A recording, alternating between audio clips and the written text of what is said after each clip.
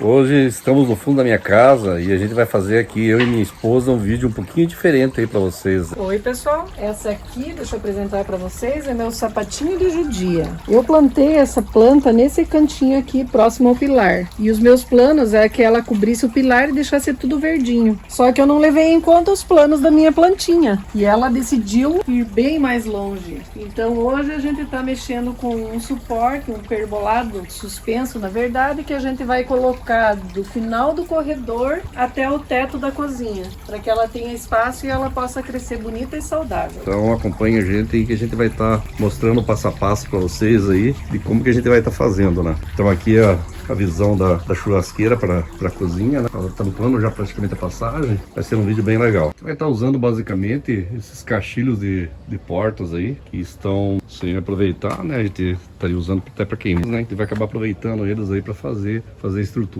Talvez não aguente muito tempo, né? Mas já vai aproveitar a madeira, vai dar um fim mais legal para ela. Lá naquela ponta, ó. Bom, agora vou cortar pela metade aqui essa madeira. Exatamente tem 7 centímetros. Para isso eu fiz um gabaritozinho aqui. Então 7 centímetros. Daí depois eu vou emendar elas para que elas fiquem com uma espessura um pouquinho maior.